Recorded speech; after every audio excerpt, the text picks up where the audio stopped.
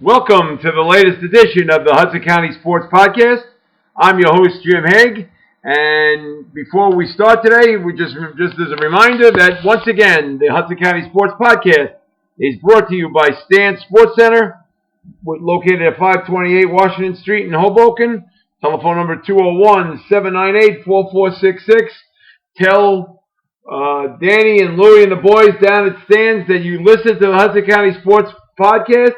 And if you do and say that and mention the Hudson County Sports Podcast, you'll get 10% off any retail that the sporting goods that they have in the store. That does not include team orders, but it does include any retail that they have in the store, like professional teams and what have you. So mention the Hudson County Sports Podcast and get a 10% discount. So with me today is, as my special guest, is a guy who has now needs no introduction when it comes to talking about high school basketball in the state of New Jersey. He first got his coaching roots, I believe, I could be wrong, and he's going to correct me if I'm wrong, coaching as an assistant at Marist High School. Then he went on to be an assistant the graduate assistant at St. Peter's College. And then he moved on where he made his name in basketball was at Bloomfield Tech, taking that team and that program to the NJSIA Tournament of Champions. And now for the last 10 years, he's been the head coach and the athletic director at Hudson Catholic in Jersey City. And it's my friend, Nick Mariniello. Nick, how are you doing today, buddy? I'm doing great, Jim. I appreciate and thank you for having me on the podcast. Thank you very much for doing it, okay? And how did I do with my introduction? Did I do okay, or did I screw up the timeline? You're right on. You did the research. Wow. No, man, please. That's saying way too much of me to say that I did research. Okay, so now let's turn the clock back, way back in your case, no only kidding, back to when you were growing up, and you grew up in Verona, or you grew up in Cedar Grove? I grew up in Verona. Verona. I'm a 1985 graduate of Verona High School. Oh, okay. I was, I played college baseball at what's now the College of New Jersey. Okay. All right, don't jump ahead too fast. Let's talk about growing up in Verona. And what kind of a town was that to grow up in athletically? Was sports going on all the time? You know, we had a legendary football coach in Al Tella. In the state of New Jersey, usually football, kind of drives the bus with the way the state works. Except at your school. But yeah, it was an athletic town, a suburban town. My mom actually taught at Verona High School. Oh wow, okay. School, yeah. So that was an interesting experience having her in the building when I was in the building. What did she teach? My mom taught supplemental education. Okay, so you never had the chance to be in the same classroom with your mother, then, right? Well, I probably should have been in the same classroom education, but I never had my mom as a teacher. Yeah. Your mom's a great lady. I've met her several times, and she's still with us, thank God, and she's doing well. And she's a fixture at all basketball games, that's for sure. She's a great fan. Yeah, without question. And a very knowledgeable basketball and baseball fan. Yeah. Extremely knowledgeable. And it's easy to see that where you get your Hollywood looks from is because your mother is a very, very good looking lady. So not that I'm hitting on her or anything, but I'm just saying that she's a very, very good looking woman. So thank you very much. Yeah. She'd be flattered to hear that. I hope she does. I hope she hears it. So anyway, all right. So did you play all sports growing up as a kid, and was recreation a part of your life growing up in Verona? Verona Recreation Department. Eric Mortensen was the director of recreation. Oh, you're kidding me! It was a big part of my life. And the Big E was one of my closest friends. I had no idea to see you put one and one together. He was a great, great man. We worked together as sports writers at the Morristown Daily Record way back when, and he's the reason why I still work for Associated Press, is because when he passed away, I slid in. I took his job there. So he was a great guy, and recreation growing up was a big part of my athletic life. And like in the summer times, we go, you play, Forest Avenue School, we play Brookdale Avenue School. So the kids that went to recreation at one place would play baseball or basketball or whatever sports they had in the summer. But it was a huge part of what we did in the summertime, and a huge part of what we did in during football season, basketball season, and baseball season.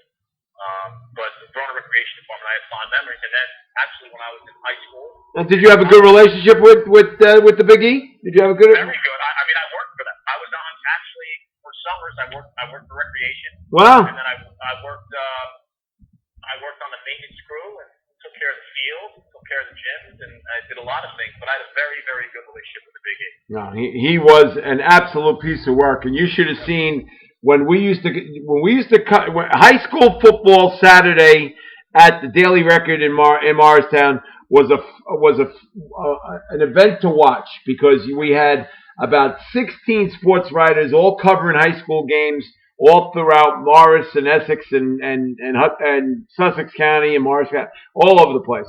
And we'd all have to come back to the Daily Record office on Jefferson Road in Parsippany and write our game stories. And you had to get there first and early, because you had to get one of the computers, because if you didn't, then you were stuck and had to wait for somebody to get done, so then you could write your game story. So it was like a battle to get into the office to get one of the top 12 computers. And who lo and behold was in there first? He'd take his shirt off and have a guinea tea on underneath, and he'd have this jug of water, a 64-ounce bottle of water right next to him, and he'd be banging away at the computer and the sweat flying off of him and pounding down the water, and then a pound of water on the table, and it was an absolute feat to watch. And Big E and I were very, very close friends. No, he was a great guy. Great. I have very, very fond memories growing up playing recreation activities. Okay, and so you played all three sports and playing? Yeah, Yeah. I did everything. Okay. I did everything. You said you played baseball. Did you play baseball in high school too? Yes, played baseball in high school, then moved on to play in college. Okay. Did you play basketball? Did you play basketball in high school? Yeah. Okay. High school, baseball, football. Oh, you played football too? Okay. Yes, did it all. Wow. And what did you weigh? What did you weigh when you were playing football? About 125 pounds? I'm going to be honest with you. I weigh 185 pounds right now. I was 188 pounds when I graduated high school. Wow. Yeah.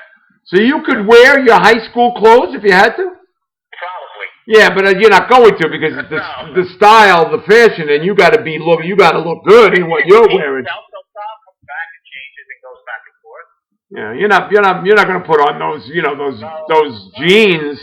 God forbid you put on your Levi's from when you were in high school. You can't put those on now. But anyway, that's a pretty amazing story. The reality of it is, like, in 1985, 1984, 1983, like all the guys that I went to high school with, we all played three sports.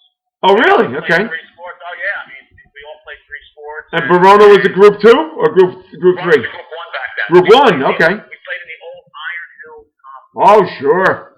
So we played Madison, we played Summit.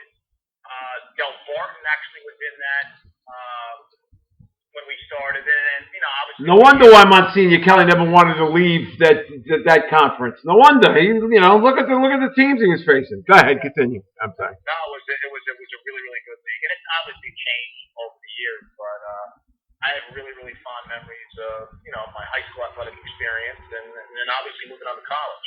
Okay. What made you choose the College of New Jersey? Actually, to be honest with you, I applied to Glassboro.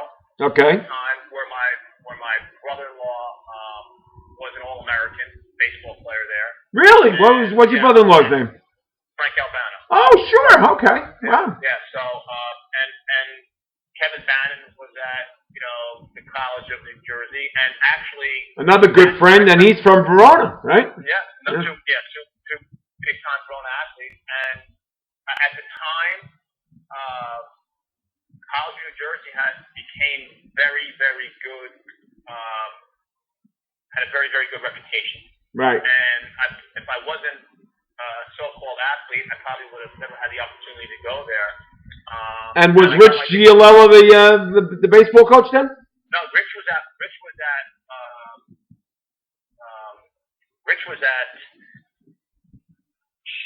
Montclair State, I think.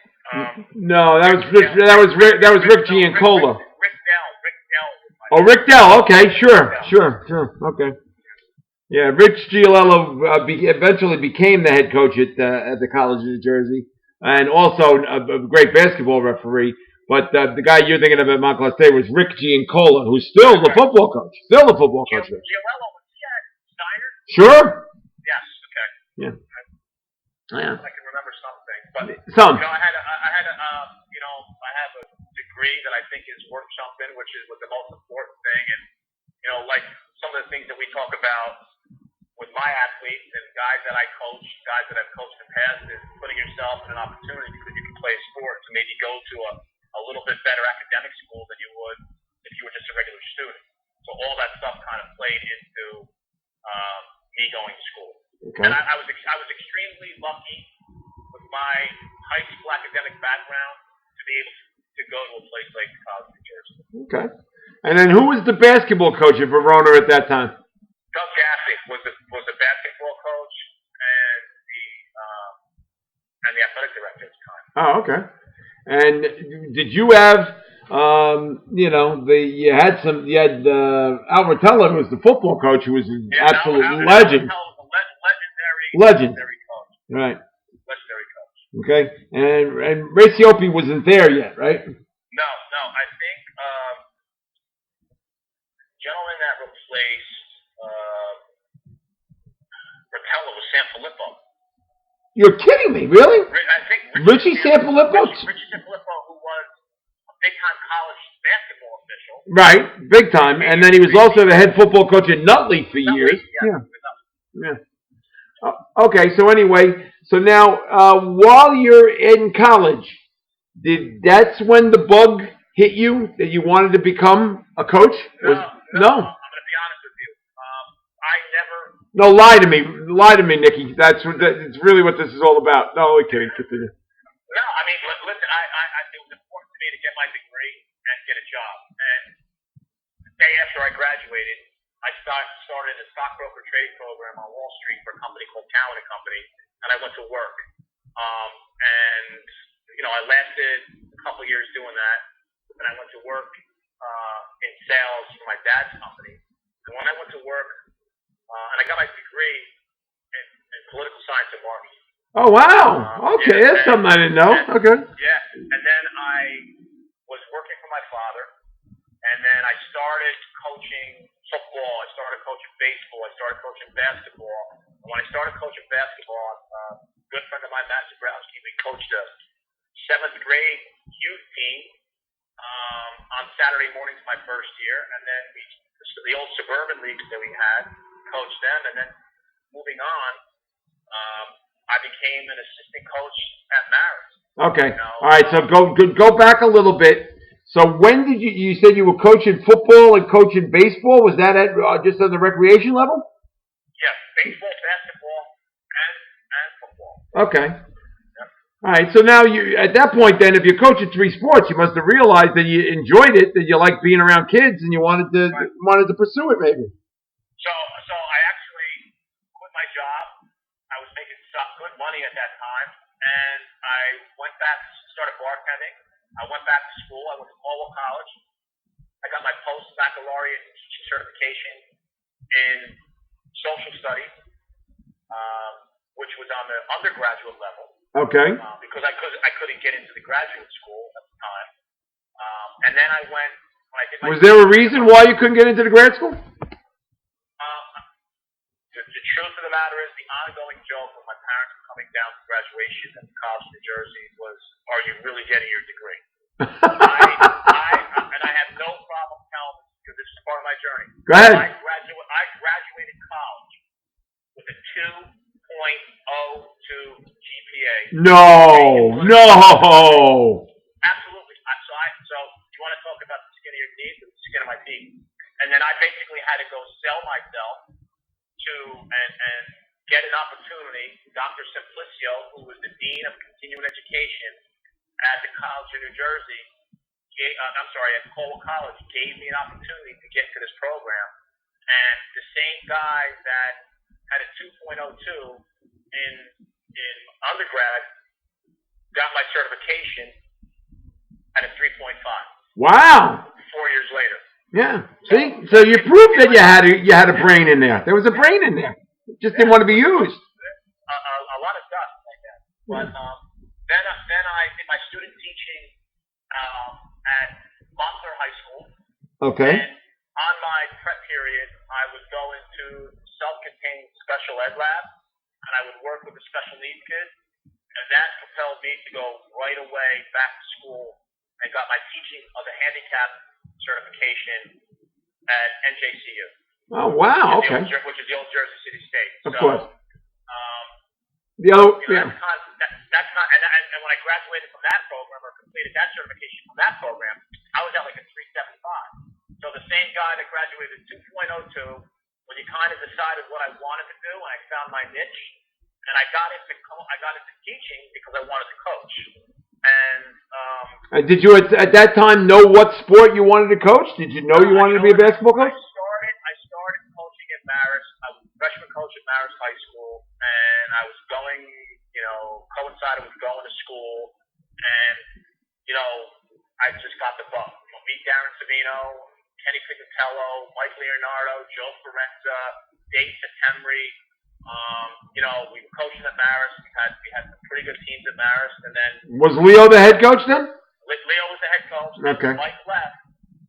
I was there 2 years with Mike, so I was freshman coach my first year. I was JV coach my second year.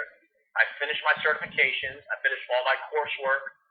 I was bartending at night. I was running around, trying to hustle to pay to go back to school. Mike left, and I got a job with the Essex County vocational school system, and I became the restricted earnings coach at the time, which was the position I got. I worked for Roger Flint for 2 years. Okay. And then, all right, so what was that like to go from a great high school program, like the one that was at Marist at that time in the early 90s, and God, it was a litany of Division I players that was coming out of there at that time. I mean, just what? Yeah. John Giraldo. Yeah. Alvaro Mejia, Randy Encarnacion. I mean, like Eli Camacho, if I don't mention his name, he's going to go nuts. And Eli, don't take that the wrong way. But one after another, they had great talent in those days, and that must have been a lot of fun to be around those teams. You want to talk about, to me, that was like getting a master's degree or a doctorate degree working for Mike Leonardo. I mean,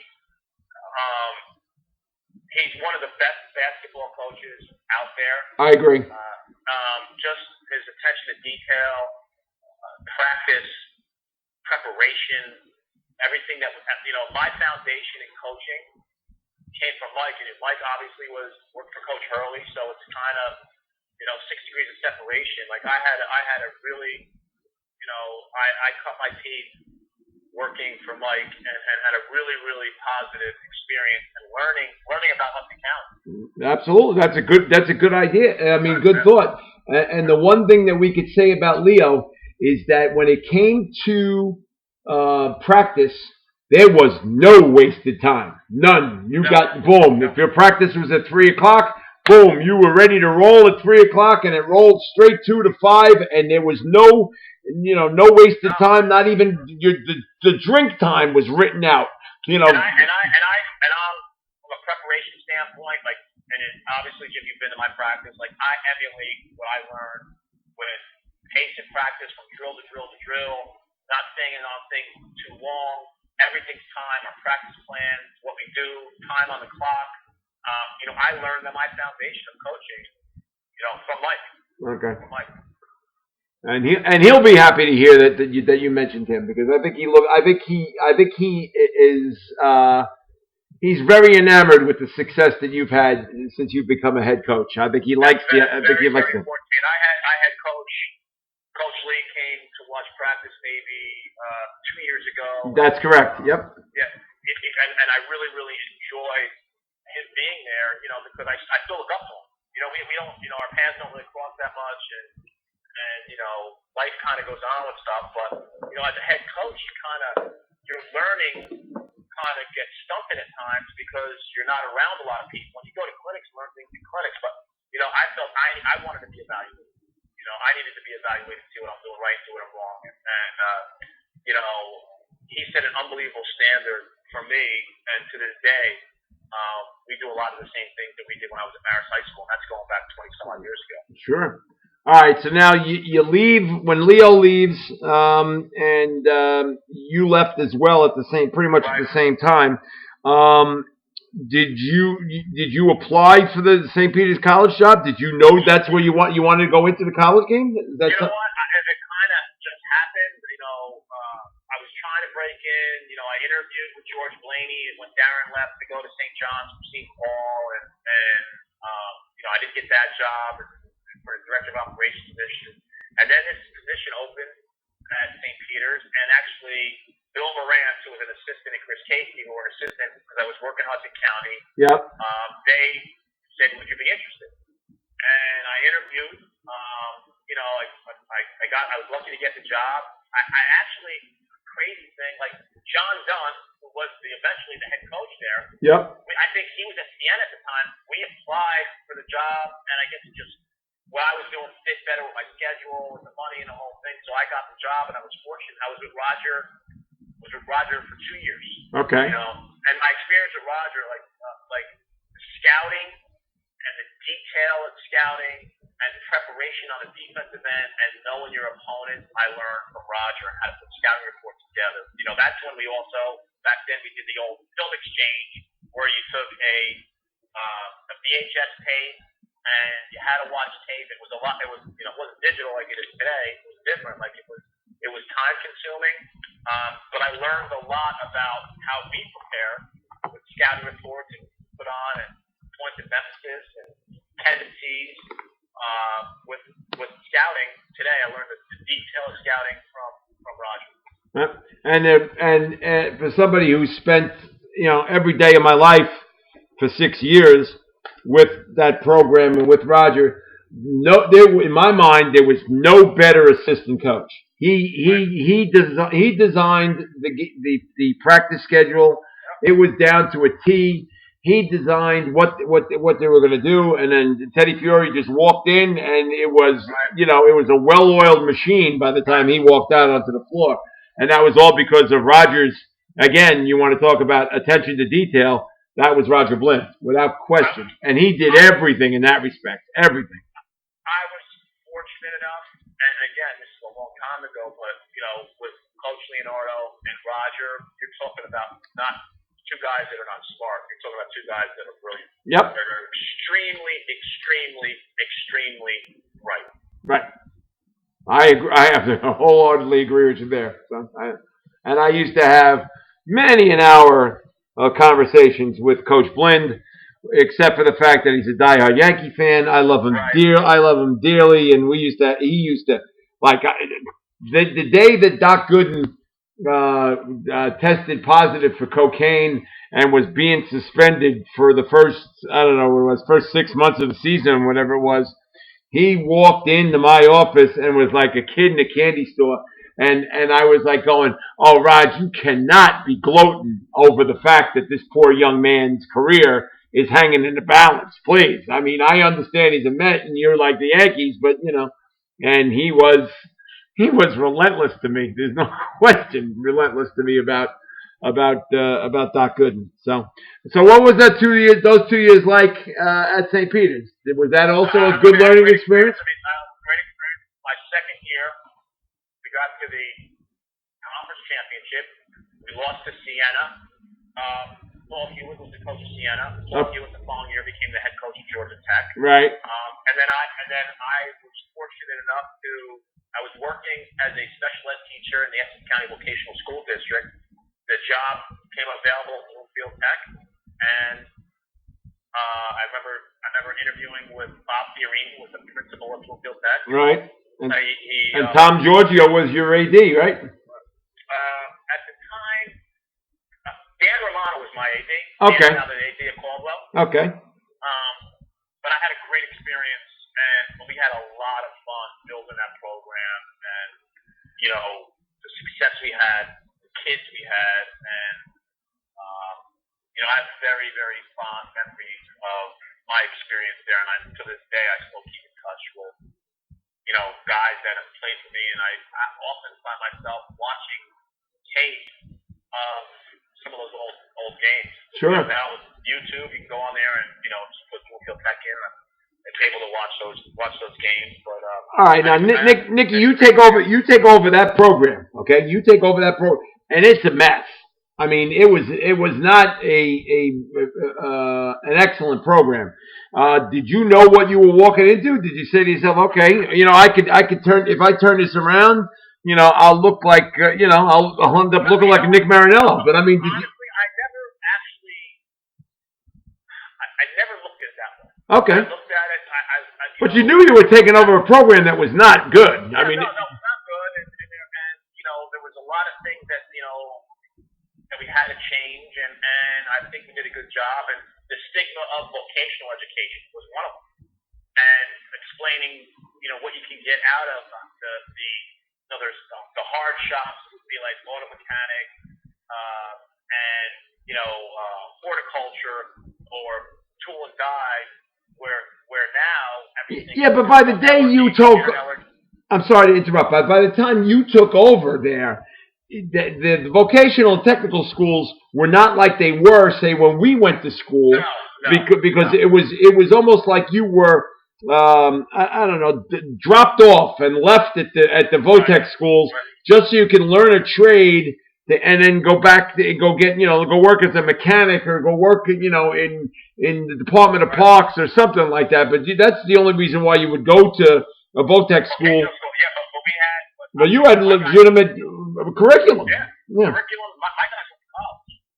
All my guys that I coached at one level or another, they went to school, they qualified. It was a great experience. I learned a lot. Essex County, Seton Hall Prep was tremendous during that time, and Eastside, Randy Foy. I mean, there's really really good talented teams in Essex County. Sure. And we had some success. I mean, you had great success, but what made you realize, Nick, that you could first of all get kids from all over the county, that you didn't have to worry about just getting kids from Newark?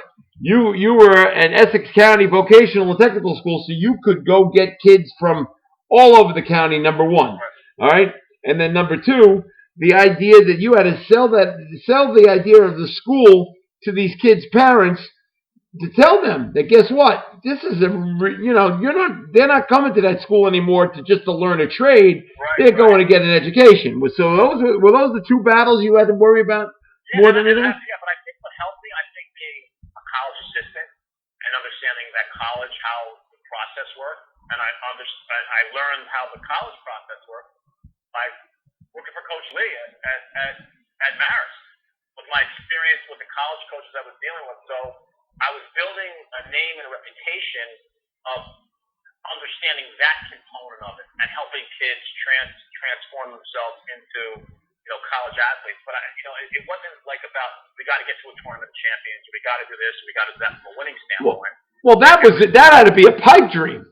Going to the tournament of champions when you took over at Bluefield Tech had to be like a pipe dream, like me going on a date with Charlize Theron. I mean, that's not that that's not something you could have in your thought process. You just got to worry about being competitive. Yeah, and I never really thought about the winning component of it. I thought about how we conducted ourselves, how we presented ourselves, how hard we played. What our how people perceived us, and what our success rate was. That's what I was thinking about. To me, even to this day, the wins. Listen, I like to win. The wins and losses are going to take care of themselves. There's other things from being able to speak in an interview, being able to deal with teachers, and being able to be an advocate for yourself was always very, very important to me. And again, in what I learned with Mike, I learned with Roger, helped transform me, and then now my own boss. Now I gotta, you make mistakes along the way, you have some success along the way, and you just keep doing it. All right. Just keep doing it. All right, we'll be back with more with Nick Mariniello to talk a little bit about his days at Bluefield Tech right after this word from Stan Sports Center. And Stan's Sports Center is your local full-service sporting goods vendor and authorized team dealer. They offer quality products and dozens of brands to outfit your team top to bottom. Stan's has proudly been supporting the local community since 1946 and is your one-stop shop for uniforms, equipment, online team stores, and much more. Locations in Hoboken and Saddlebrook and servicing the entire tri-state area. Visit them on the web at stansportsctr.com. That's stansportsctr.com. And check them out on social media for their latest creations. That's Stan's Sports Center, located at 528 Washington Street in Hoboken. The telephone number there is 201-798-4466. Say hello to Danny and Lou and Todd and the boys down there. And more importantly, if you mention the Hudson County Sports Podcast when you visit Stan's Sports Center, they will give you a 10% discount on all of their retail sporting goods that's in the store. So 10% off just by mentioning the Hudson County Sports Podcast. That's not a bad deal. All right, and so now we'll move on with your career, Nick. You know, the year before you took over at Bloomfield Tech, what was that team's record?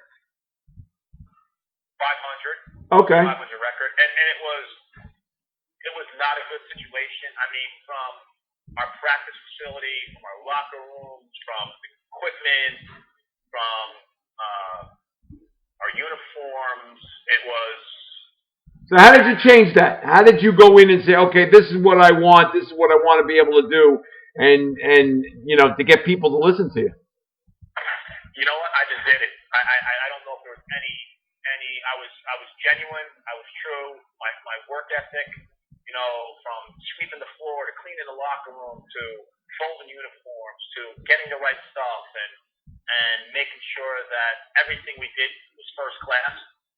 I think was important.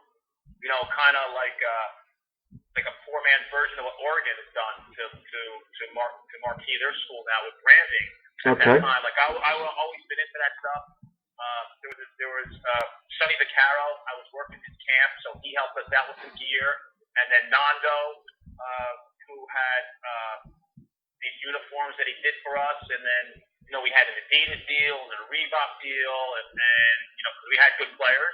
And working the camp, they helped me out, and everything kind of fell into place, you know, with that kind of stuff. And you know, not only were we talented, we looked very good, you know. But I take a lot of pride in, you know, making sure that the guys walked into the arena the right way, or the gym the right way, and everything is taken care of. It's like a smaller version of a college program in high school. Okay. It's kind of what I modeled everything. And again, Mike. Coach Leonardo was the same way. Yep, absolutely. Okay, so now when did you realize that you were, you know, you had turned the corner with that program and turned it from being an average team in Essex County to being an Essex County power and eventually a state power? Well, I think that, you know, I think 2003, we won our first state championship. I was the coach of the year for the Star Ledger. You know, Mike Kinney, like that's when I think it started to, we have something special. And as I started to put kids in college, kids in places we started to go to college, then it really, really started to like the county executives and the dignitaries and the freeholders, like everyone, like were really, really positive about what we're doing. And then I got their support. And they promoted our kids and promoted the vocational education, and you know, it made everyone look good. You know. Well, winning certainly helped that too, but sending your kids off to college and just mention, you know, a couple of them. You know, obviously, you know, Deshaun Butler is one of your all-time top players. Yeah, you know, Deshaun Butler who's going into the West Virginia Hall of Fame with this next class. I mean, wow. like the first, you know, Robert Simpkin and Tobias Smith were my two college guys. Robert played for Jose Griffiths at William Patterson, and Tobias was an all-league player at Stockton State. Okay. And then my next group of guys were Deshaun Dwight, Courtney Nelson, Rashawn Dwight, Wesley Jenkins, Deshaun Butler, John Cavins, Dante Rollins, Kasim Drummond, R.J. Hall, and the list goes on and on. Right. And, guys played at various levels and did things. And Butler and Drummond played in the NBA. Yeah. Drummond is just recently out of the NBA, right? Didn't he play until maybe about a year or two ago? No, he played maybe a camp team, one camp roster. I forget who he was for a while, but he played overseas for a while. Okay. Kasim is actually local right now. Oh, he is? Okay. Yeah, he's local. All right. And And Deshaun Butler helped to put you on the map a little bit. Him and the Wright brothers, right? They helped to put you on the map a little bit. That's when you went from being just a very good Essex County school to being a state power, right? Having somebody like Deshaun Butler. Before day, Rashawn Dwight, Wesley Jenkins, Courtney Nelson, Deshaun Dwight, those guys. My Kasim and Deshaun graduated. That next year, we won 33 games. Wow. I never got over 6-4 on that team. Wow. We got to the Tournament of Champions final. We lost to the Patrick School that year to Corey Fisher and Jeff Robinson. Okay. At the old Meadowlands. At the Meadowlands. We didn't have a guy over 6-4 on that team. Troy Webster Jr., R.J. Hall, Wesley obviously had a storied career at St. Peter's in the Hall of Fame. Rashawn Dwight was a 3-time captain at Iona, played for Kevin Willard at Iona. Yep. So I had some really good teams. You can win a lot, and those guys were tough. These guys were really, really, really tough guys. Good guys. And played incredible defense. Just incredible defense. And I thought that, our Bloomfield Tech teams, some of my earlier Hudson Catholic teams, like our foundation was always being a good half-court man-to-man team. Okay. That's what Mike Leonardo's teams were. Obviously, Coach Hurley's teams were like that, and I'm not comparing myself to those guys, but just from what I felt we needed to be good at was on the defensive end of the floor. I thought we did a really good job with those guys at Bloomfield Tech. Okay. You're at Bloomfield Tech for what, 9 years? 9 years, yep. Okay. After, what made you decide, okay, maybe I've taken this program as far as it can go, or what made you decide to walk away when you did? So my father had gotten diagnosed with kidney disease. Okay. And so, it was kind of uncharted territories with, what was going on with him at that time. And the running from West Caldwell, where I was teaching, down to Bloomfield, became a lot, and I needed a break, and I was spent. So I took that season off, and then in the spring, Father Hall, Rob Stern, and Terry Matthews interviewed me for the position. I was not going to take it, and then what made you even consider it? What was it? Hudson County made you maybe consider it, or what made you consider going to Hudson Catholic? I was flattered that they wanted me to coach. I was flattered the fact that someone was interested in me coming to run their program after leaving Bloomfield Tech. So I was still teaching at Bloomfield Tech. I was still teaching at Essex County Vocational School at the West Caldwell Center, and I took the job down at Hudson Catholic after making sure that they were going to put things in place with basketball for us to be successful. And I think what they were trying to model is what St. Peter's Prep did years ago when they said we're going to invest in the football program. Right. We're going to invest in the basketball program at Hudson Catholic because there was a very, very rich tradition under Rocky Pope in the 70s. Absolutely, and if you're going to mention the tradition with Rocky Pope, you got to say the big three: Jim McDonough first, and then of course Jim Spinnacle and Michael Corrin. They won the county championship in '75, and that was it. That was Hudson Catholic was one of one of the schools you wanted to go to if you were a basketball player. It was Right. go to Hudson Catholic back then. So you knew of that tradition and Absolutely. yeah. Absolutely. But my biggest concern was,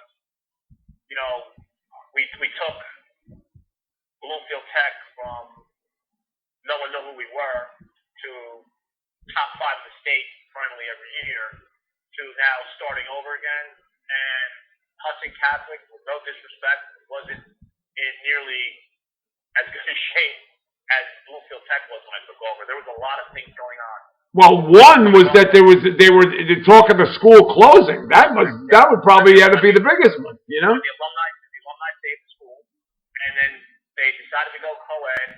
That's what really saved the school. I get hired, and then within 3 months of me getting hired, which was in the spring, Rob Stern leaves. They hired Chris Demarest. Right.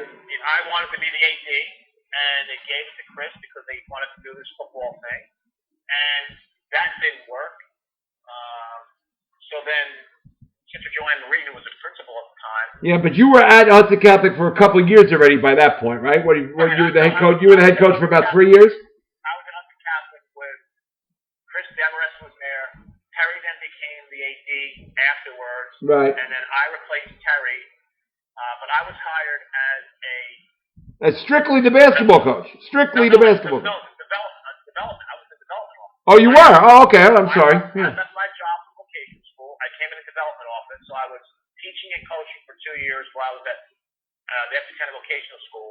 I was in the development office for a year, and then And boy, oh boy, was that a gamble on your part? I mean, you gambled the fact that you were going to a school that was in danger of closing.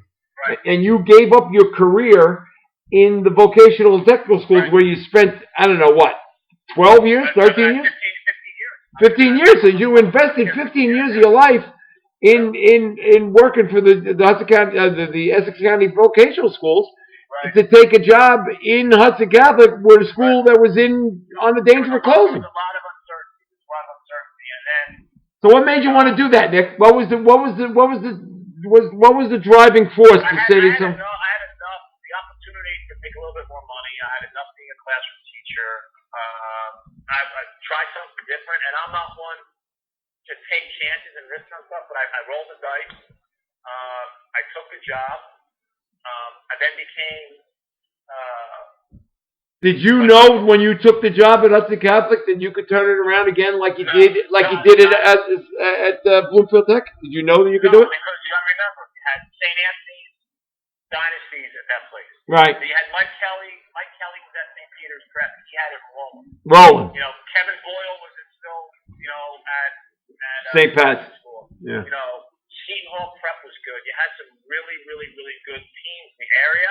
And then I'm going to try to promote our school to build a basketball program. And, interesting story is that Ricky Cameron and Kayvon Stewart decided to transfer after Patterson Catholic closes. And I get a phone call from Father Evan Leahy when Rashad McLeod left St. Benedict's, and he called me and said, "Listen, I want to meet you for dinner. I want to talk to you about our basketball position." Wow, there's something I never see. I learned something about doing this podcast on a regular basis, and there's something I never knew. You and I are very close friends. I never knew that you talked to St. Ben's about going there. So Father Ed offered me the position. I wrote my resignation. I just had, again. So you were offered the position at St. Ben's? I was offered when Rashawn McLeod left. I was offered the position. I interviewed it when Danny left the first time. Wow. Wasn't offered the position. They hired Rashawn McLeod, and then I was offered the position. They eventually hired Mark Taylor. Yep. But the interesting part of the story is Kayvon Stewart and Reggie transferring, and I felt the burn on my shoulder was saying, you just had these 2 kids transfer, and Father Ed was like, "Take them with you."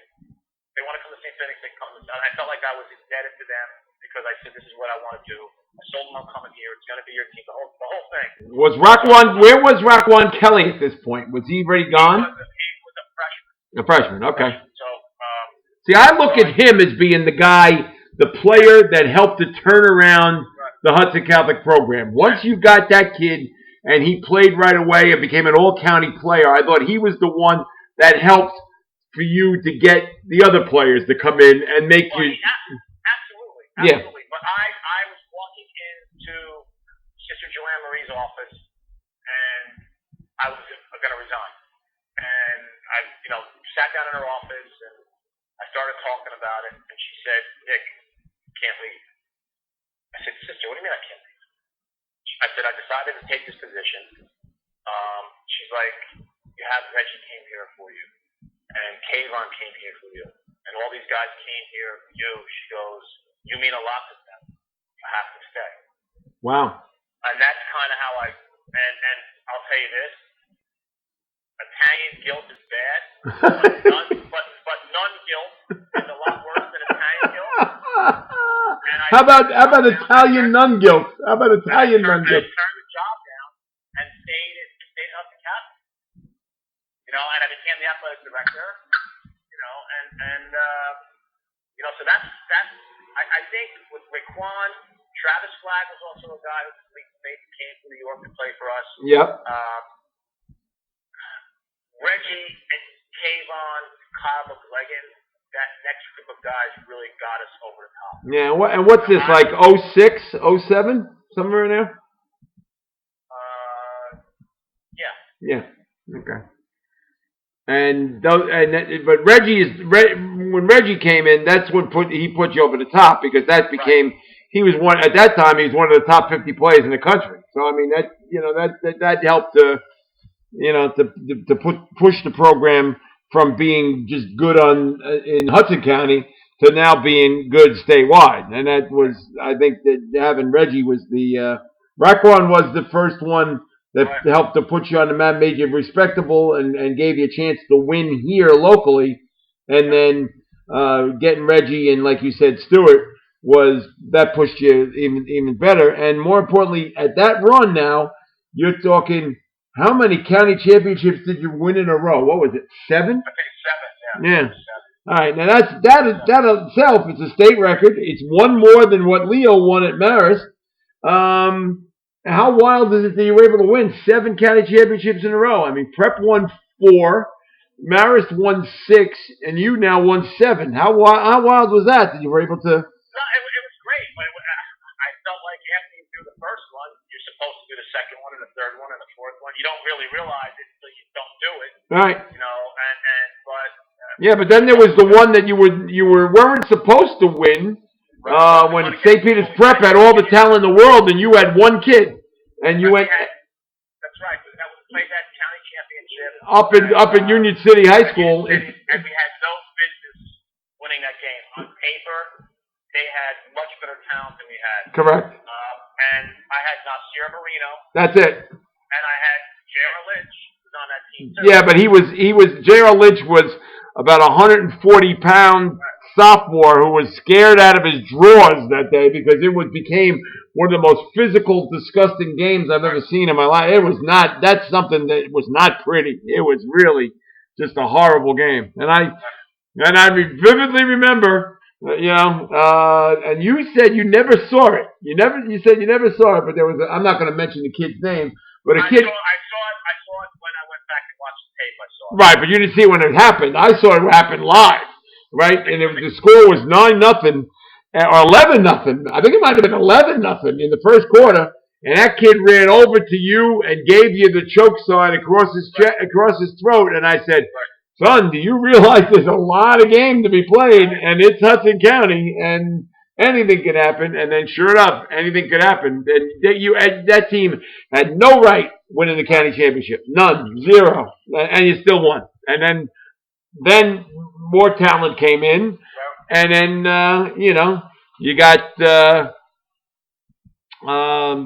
Muhammad came in, and Quinterly came in, and then you became damn good again, and then you became the team to beat. You know.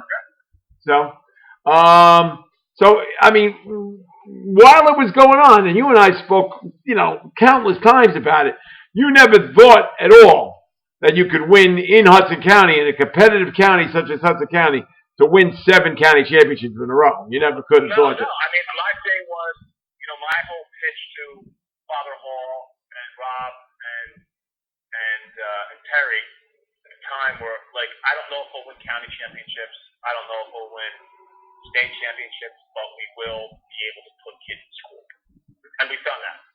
We put kids in school, we won, and I think we won the right way. Yep, absolutely. And you won county championships. The streak was broken a couple of years ago, but in the county, anything can happen. It's a very, very competitive county. There's no question. Okay. Probably, I hate to say, the biggest challenge that you've had to handle lately, as being both the athletic director and the head basketball coach, is the transiency. I guess, if there is such a word, I think there is. The transiency that takes place with players bouncing back and forth and transferring from one school to another, and you really can't, keep your finger on the pulse of kids any longer. And you had that happen last year when you had the Cruz kid left Hudson and went to Virginia. He went to Oak Hill and thought that was going to be better for him. And then now I've heard he's back and he's playing he's at the Patrick School, and that makes. And it happens. I mean, I think one of the problems with our game is that there's a lot of things pulling young people. Social media pulls young people, and they struggle to keep their circle tight and struggle to turn off the noise.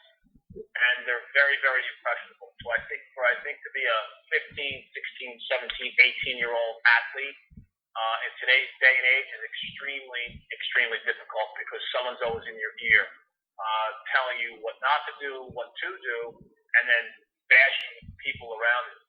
I've had this conversation with my former players, Reggie Cameron, Kayvon Stewart, J.R. Lynch, Nasir Marino. I keep in really good contact with those guys. Reggie's J.R. Lynch, who's now a professional basketball player in Argentina. We got to mention that. J.R. in Puerto Rico. He's up in Puerto Rico. Oh, Puerto Rico. I'm sorry. Yeah. But J.R. coached our team in the fall league, because the high school coaches aren't allowed to coach. J.R.'s on my staff. He did a great job. One day he's going to be a wonderful coach. I agree with you there. I wholeheartedly agree with you there. He's a wonderful kid. It's changed. The social media component is something, and there's a lot more parent involvement. And the parents are parents. And I talk, one of the things that I talk to our parents about is, you love your child, so you want to best for your child, but you have to be logical about reality of them being, and the pressure that's on these kids, the expectation that's on these kids, from the expectations that their family puts on them, the expectations that their society puts on them. The most important expectation they have should be the expectation that they have on themselves. And I think a lot of times kids are trying to please other people. Nicky, how much does, and I know you don't want to bash them, but how much do these AAU coaches play a part in in the thought process of what these kids think and do now? I don't think it's just the AAU coaches. I don't think it's the high school coaches. I think it's just coaches. You have a strength and conditioning coach, you have a shooting coach, you have a workout guy. There's a lot of different people in these kids' ears. And when something goes a little wrong, instead of fighting through it, kids tend to take the path of least resistance. That's why the high school transfer rate is up. That's why the college transfer rate is up. Think about this. J.R. Lynch came to Hudson Catholic, played on the freshman team his freshman year, played on the JV team his sophomore year, played on junior varsity and split varsity time his junior year, had a tremendous senior year, and then went to college and had a storied career at University of Hartford. Right. That doesn't happen anymore. No more. If you think you can play at a high level, or you go to say a high level high school, you better be playing as a freshman. If you're not playing as a freshman and sophomore, you're usually bouncing from place to place to place to place.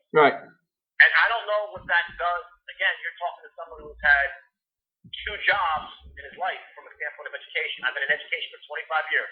I taught at one place for 15. I'm at another place for 10. I coached at one place for 9, and I'm at another place right now. So I haven't had a lot of experiences, and I'm not one to take the path of least resistance. You know, you can't just, when stuff goes bad, just look to turn and do something else. You know? But unfortunately, that's what kids do now. Right, yeah. right, no. And it happens also on the next level too, because you know, look at two of your most storied players. You know, Luther Muhammad he's left Ohio State, and I don't even know where he's gone to. Where did he transfer to? He's at Arizona State. Arizona State. Oh, he's with Bobby and LaShawn. Okay, that's good for him. He's got a local connection, and Javon's at Alabama. Javon went to Alabama of all places. You know, like that's just, you know, so it happens. You know. But as they get older, you know, they realize that, and it's interesting. You see guys like JR and Reggie, Kayvon, like they'll say, like, what are these young guys thinking about? And they got it firsthand, coaching, dealing with my guys. And I don't have, you know, my guys are not on that level right now. There's one or two guys in the program that have a chance to be really, really good. But I have college basketball players in my program. But you know, yeah, but you had a kid that was being recruited by every he was only a sophomore, being recruited by every single school in the country, right? And then all of a sudden he gets hurt, has knee surgery, and now he's gone. And how frustrating is that you nurtured the kid for 2 years? I've learned that I can't take it personal. I've learned I accept it. If someone doesn't want to be where we are, I'm okay with it. Okay. I know the product I have. I know the school I have. I know the administrators I work with. I mean, we do a really, really good job, and we've done a really, really good job, and a lot better job now than we did 10 years ago when I first started there. Okay. From an academic standpoint, you know, from an educational standpoint, the fact that our building is open right now in 2 different cohorts, and what we're doing to protect the kids in school, protect the families, protect the teachers, what they're being taught academically, it's a really good place. It's a really, really good place. Okay. Looking back at it now, in a competitive county like Hudson County, how incredible of a run did you enjoy winning 7 in a row? I mean, how amazing is it when you think of, you know, how everything changes and the kids change and transfer back and forth and kids come and go, and yet you remain consistent and won 7 in a row. And how, now that you look at it, how remarkable was it? Don't get upset with me for saying this, but I didn't enjoy it. It wasn't enjoyable. It wasn't enjoyable. It wasn't enjoyable at all? I would not. What I enjoy is success when they leave. You know, okay. Like I reflect on the relationships. I reflect on the relationships with my coaches, but in like the game, enjoying the game, and now and it's my fault. I didn't give myself a chance to enjoy it because I was always worried about the next group, the next guy, the next thing. I was not in the moment. Wow. You know, and I've tried to. I'll give you an example, and I don't really talk about this, but I was honored last year at school, and they put my name on the floor. Right. And I was extremely, extremely, extremely uncomfortable with the whole thing. Okay. Very, very uncomfortable. But my friends were excited about it. My players were excited about it. My assistant coaches were excited about it. My family was excited about it. And I wanted to enjoy it for them. I wanted it to be about them because they've made sacrifices too. Right. You know, with all this stuff, and they enjoy it. They don't realize, you know, what I have to do to get to 3 o'clock to get to practice, or how much maneuvering has to be done for the games and the gear and the schedule and the parents and kids, and you know, it's a lot. And I don't know. I think I've done a bad job of enjoying the moment. Now, what I am enjoying, I'm enjoying. Well, it's sad, Nick, because you can't go back. No, but I tell you what I do enjoy. Like I enjoy talking about their success. You and maybe I have to be a little bit further removed from stuff and talking with Reggie and talking with Kayvon, and we had all the social injustice stuff go on, having a group forum with my former players and understanding what they're going through and feeling like I enjoy that. And I don't mean this in a disrespectful way or a pompous way, but to me, it's not a big deal that my name is on the floor. When my friends say, "You realize this guy's got his name on the floor and he doesn't even care?" It's not that I don't care. I'm not comfortable. Well, I hope they spelt it right. Right, they spelled it right. But I'm enjoying. I'll tell you what I am enjoying. I'm enjoying coaching my coaches, coaching Fernando, coaching Alberto, coaching Louis Ken Coffey, coaching my coaches now and how they see me and how they feel I can help them run successful programs. That's what I'm enjoying that, And with all the other stuff going on, I was the powers that be in the HCIAL made me their next president. So I'm the president now. Right. President next year, going through this whole COVID thing. So that's another layer of responsibility. My responsibilities at the school. My responsibilities. I'm the first vice president of the New Jersey High School Basketball Coaches Association. So, and I'm on committees with the state. So, my not my focus, but a lot of my time is giving back to other people too, not only my players. If that makes any sense whatsoever. Absolutely. Yep. So like for them to Dad Nick, he can do this. He'll figure out how to do it. Taking the league over. I wasn't even on the executive council, and they just said you're going to be the next president, and made me the president. Right. And then COVID hit. So I'm guiding everyone through this whole thing. So.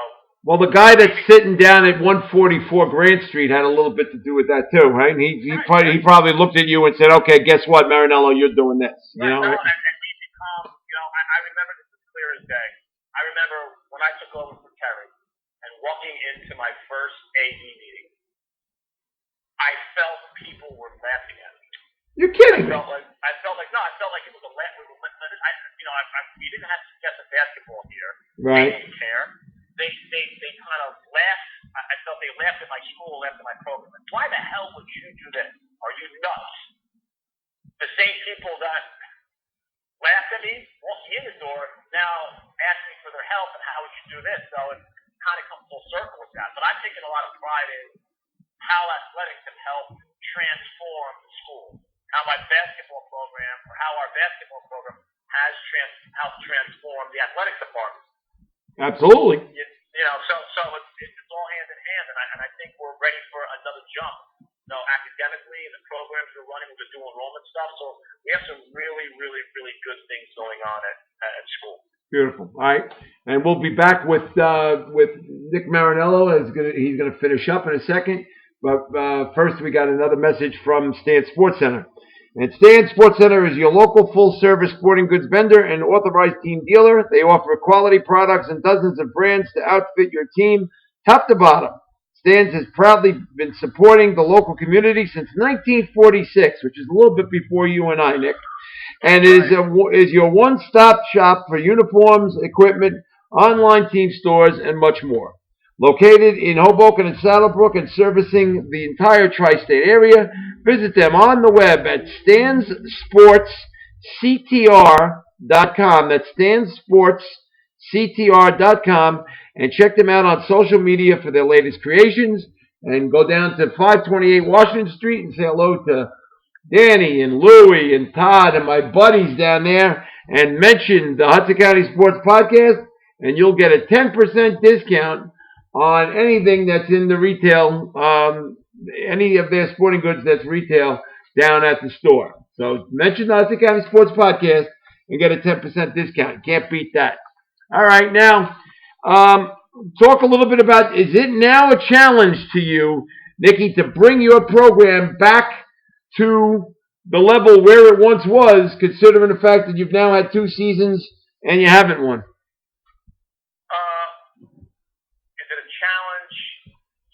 I'm actually really excited about coaching the team. Going through this whole COVID situation. Talk a little bit about that. How difficult is that to first coach a basketball team and secondly be an AD? I haven't my guys since the end of the season until we lost to Gill in the state quarterfinal. Wow. And you know, we played in the fall league. I got guys coaching my team in the fall league outside the park, Glenville Park in Montclair. Okay. But running the whole athletic department to get the kids prepared and return to play in football, soccer, and soccer right now, it's a lot of work. It's a lot of work, but we're doing it.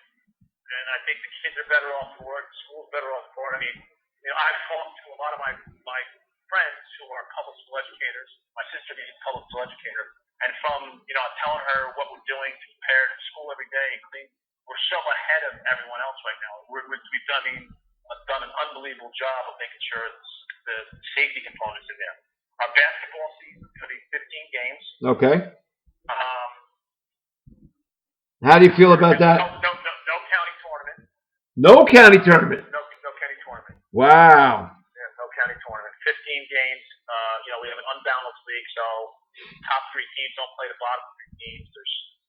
So myself, Hudson Catholic, and Peters Pep and North Bergen have 10 regular season games in boys, and everyone else has 13 games. We have to get 5 independents, and we agreed on it as a league.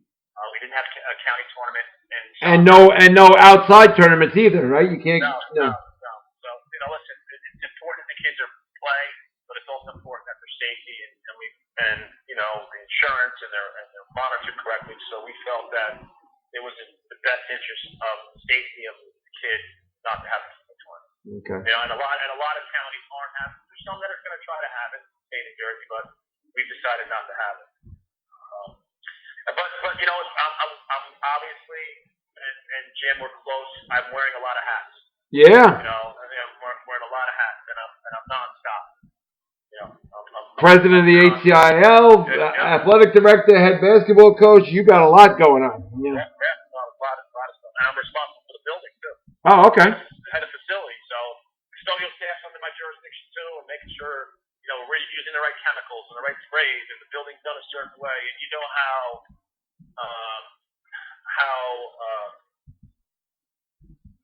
attention to detail I am with stuff. Yeah. Every time someone walks in that building, I feel they're walking into my house, and we're in constant tumult because you want people to want to come to your school. Okay. Yeah. All right. So has it been a major challenge for you? I mean, to work every single day just to put teams on the field this fall? No, it's been difficult, but this is what we're doing. Okay. So you have to adjust. It's not traditional. You have to adjust. I walk into school, I get my temperature done by the nurse. I go in my office, I have a mask on. I'm in my office by myself. I take the mask off, but kids have masks. This is what we're doing. And I think we're going to be doing it for a while. We're doing the best we can do. And people know who you are by hair alone. So if you got a mask on, you might be under disguise. But right away they see the hair and they say, "Oh God, that's Nick Mariniello." So Thank you. All right. So, but all in all, are you ready for the basketball season? Now is going to begin after Christmas, in the beginning of the first of the year. December 3rd, we have tryouts. So we go 3, 4, 5, and then we start that Monday practice, and our first game is the 21st. Okay. 21st, and we're done February 3rd, I think it is. All right, and we're playing in a 5-week window. And no county tournament, no state tournament, no nothing. No county tournament. Well, no, the state is going to do these regional sections. So our region is Northeast. Our region is Hudson County, Essex County, and Bergen. So I would not be surprised that, because I see the soccer being done, that Prep, Hudson Catholic, Immaculate Conception, Bergen Catholic, Bosco, St. Joe's will be in the same region. Wow. So playing each other. I don't think it's going to be broken down into A and B. And how many games in this? What, 3 tops? Yes. Prep. I'm not sure what they're still in the process of deciding. Okay. All right. The state is still in the process of deciding. All right. So now you lost some kids to graduation. You lost some kids to transfer, but then you've also gained a couple of kids from transfer. And one of them is one of my all-time favorite kids that I've ever seen play and coach and speak to, and that's Michael Jackson, the former player at Marist, is now with you. How? No, actually, Jim's not. I don't know where he is, but he's not with us. Oh, he's not. He's not with us. Oh, I apologize. No, he was supposed to come, but he was registered, and then no one seems to know where he is right now. Oh my God, I'm sorry to hear that. I don't know if he's in public school. I don't know. I don't know. But we have some good kids back from last year, yeah, right? We have Elijah Gertrude, who obviously you know his mom, who had a storied career at St. Peter's. That's correct. Worked for us, and I have Justin Glover, who's a senior. And who's a coach's dream, isn't he? Yep. Okay. Malcolm Eli. Okay. Isaiah Griffin, who's a junior. Xavier Edwards, who is a junior. He was at Marist last year, but I think he might have been injured. I think he had a knee injury. Okay. I have a young man by the name of Todd Pettiford, who is a freshman who is extremely talented guard. Any relation to Gary Pettiford, my friend? You know Gary Pettiford from Jersey City? Is this kid any relation? His dad is from Jersey City. I don't know if his first name's Gary though.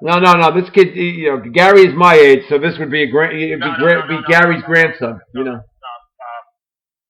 is probably looking at the Okay. Yeah. All right. From Jersey City. All right. So you got a good group that you're looking forward to getting on the floor. All right. Okay. And all told, Nick, I mean, first of all, like how blessed are you to be able to be now at a school where you're comfortable, it's your program, you don't have to worry about, you have to answer to bosses, but you are your own boss when it comes to athletics, and you don't have to worry about anybody over your shoulder, and you can just concentrate on doing your job and coaching your basketball team, and how rewarding is that now that you finally, you paid your dues 25 years to get to this point. Right. But you know what? I think I wake up every day and I think what I'm driven by is the fear of failure. So not having I'm my own worst enemy and probably my biggest critic. I'm extremely impatient. I have a very good working relationship with Mr. Matthews, who's now our principal, and Mr. Garabell, who's our president. Right. They've been very, very supportive of not only me, but all our athletic programs. So you have to be successful, you need a working administration, and I have a very, very good working administration, and they get it and they understand. Two great men. Two great men who love that building. They certainly and love the kids, right? But they're two great men. So. And Mr. Garabell is retiring. In January. Yep. So, I've helped create a good situation for myself, and now they gave me opportunity. Now I just have to continue, doing what we're doing. Okay. All right. So, but all in all, would you ever think that? And now I'm going to ask you the real tough question. You're not 50 yet, are you? Yes, I am. When? Oh, really? When did you turn 50? 2 years ago. Oh my God, you're 52? Oh God, Nicky, you're getting up there, brother. So. Yeah, tell me about it. Yeah. All right. So, looking back, say 47 years ago, when you were a kid growing up in Verona, did you ever think that it would get to this point where you'd be this respected and this revered and have the kind of position that you have? No, 100%, absolutely no. I thought education was the last place that I would have found my niche. And I think I've become a pretty good educator. Yes. And I come from a family of educators. Right. My sister, and my brother's a trained educator, my aunt, my uncle, my cousins. But for me, absolutely 100%, no way would I ever thought that I would have had a career in education and coaching. Okay. So all in all, how blessed are you that you've been able to do and have a career in sports like you've had? Oh, it's been great. It's been awesome. It is, and I know I complain a lot, but when you look back and do things like speak to guys like yourself and like I've done a lot of good things. Sometimes I don't really realize, that I'm respected or revered, like you say. Like it's never been like, to be honest with you, I care less about that stuff. I care that my players and the young people that I've been around, like, know I have their back and an advocate for them. Like that's, and I've had guys that, transferred or left and it didn't work out for whatever reason, and that kind of bothers me a lot. But the other stuff is, when I look back at stuff, has been awesome. It really has. Coaching in the Jordan game, travel, clinics, being cities and being respected by people that are my own age. Mm-hmm. That, what do you think? And guys, and Gator, I started marriage. Yeah. Is a mentor to me. My relationship with Coach Hampton, rivalry we created with one another, from a basketball standpoint, and becoming friends with these guys has been really, really important to me. Okay. All right. Before we sign off, probably the most emotional tug that you've had to deal with over the last, say, year and a half has been the illness and the move towards recovery of your former player, Antonio Sellers. And does that make you almost like, and for those people that don't know, Antonio was a very, very brave young man who was battling brain cancer, and he's probably not going to play basketball again, but he's going to maybe get his life back again, slowly but surely. He's at Kessler. He's working hard to try to get his life back again. But Nicky, how difficult and how emotional has that been to deal with something like that when you think of mortality and you think of somebody like an Antonio who, as a freshman, had the world by the short hairs, and less than a year later, he's battling for his life. And how incredible is that to think of the battle that him and Felicia and Keith have gone through over the past, say, almost 2 full years now. It's been extremely, extremely difficult, and you really don't, I think it was a time, there's times where, when he first got sick, you're at the hospital every day, calling him every day, being with him every day, doing different things. But not only did I have to be there for him, be there for his mother, be there for his father, the magnitude of what this had on my team and what it's had at the school has been a lot too. So it's been overwhelming. Say it hasn't been overwhelming. It's been extremely, extremely overwhelming because as a coach, you're constantly helping. You're constantly fixing. You're constantly making things better as a coach and teacher. I couldn't do anything but be there to support him, and the helpless feeling of not being able to, me personally, be able to fix this has been very, very difficult to me. And to be supportive of his mom, supportive of him. I saw him this one. Antonio was at our fall league game, joking and laughing with his dad, and I've had difficult times in it, but my responsibility is to make him feel the best he can feel. In any way I can do that and support the family and spend time with them and make them laugh, and that's what's important to me. But our school, our community, the basketball community has done an unbelievable job of rallying around him. Make-A-Wish last year, going to Duke, and unbelievable. Yeah, and anything that I can do to make him feel special is important to me. And it puts a lot of stuff, and as people we shouldn't have to do it, but when someone goes through what he's going through, it puts things into perspective. Something like that shouldn't happen for us to put things into perspective. I mean, like you said, like I've had an unbelievable journey, an unbelievable career. Like I got to do it better than Join because it's going to end one day. Right. And I got to do it, and so I think a little bit differently now. I see things a little bit differently. It's not about the win. It's about making the kids comfortable, being there to be an advocate, to help him, to to help the kids going through what they're going through with things in our society today, and being there, so you become like a pillar for a lot of times. And it's a lot, but it's what I'm supposed to do. Right. It's what I'm supposed to do. And like you said, it makes you put things in perspective, because when you see it can be over in a heartbeat, and especially there's a wonderful kid who really just had he had the world on a string. There's no question.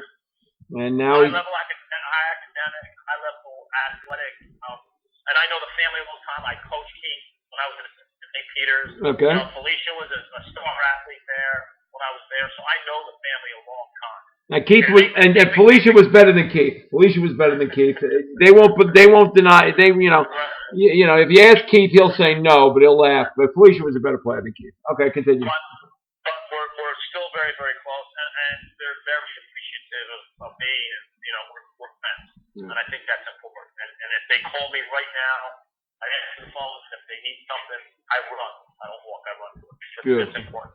That's an important thing. And for the listeners, if you want to know more about the Antonio Sellers saga, all you need to do is stay on YouTube and just put his name in, Antonio Sellers, and there's an incredible video of him going with the Make-A-Wish Foundation, going down to Duke last year, and having him watch a game at Duke right before the pandemic hit. It was unbelievable how a week later it wouldn't have happened. A week later, his trip never would have happened, and who knows? But he was able to make the trip down to Durham, and got to see Duke play, and got to meet all the players, and more importantly, was adopted by the Duke program. He's now a member of the family, and it got better and better as the first it was just okay, he's going to get a chance to go to a game, and then from there it just steamrolled how great of a weekend that turned out to be for Antonio, but then more importantly for Felicia and for Keith, because I think it meant a lot for them too as well. Absolutely. Yeah. So, hey Nick, I really appreciate you taking. It was longer than what I expected, but it was a great run, and you're a great interview, and I appreciate you taking the time to join me on the podcast. And I wish you the best of luck in the future. And obviously, we will always keep in touch. I don't know if there's been over the last 20 years, has there ever been 2 weeks where we didn't talk to each other? So, absolutely. I appreciate you doing this, and I appreciate your friendship and support. No problem. It goes both ways, buddy. So thanks so very much for taking the time to talk to me today. So I appreciate it, and be well, and thanks for having me. No problem, Nick. Keep in touch. We'll talk soon. All right, bye-bye. And that was my special guest today was Nick Mariniello, the athletic director and head boys basketball coach at Hudson Catholic in Jersey City, who's carved himself a great career. And he's now, also a great friend, and he was great to spend the time with me today. My thanks to my executive producer, Johnny Haig, my great nephew, who without him, there would be no such thing as the Hudson County Sports Podcast. It gets better and better as we go along. We're almost coming up on a year, and almost 52 guests on the podcast. It's doing very, very well. So I appreciate everybody that listens, and we'll be back with another edition of the Hudson County Sports Podcast, brought to you by Stan Sports Center of Saddlebrook and Hoboken next week. For everybody involved with the Hudson County Sports Podcast, I'm Jim Haig. Have a pleasant afternoon, and thanks again for listening.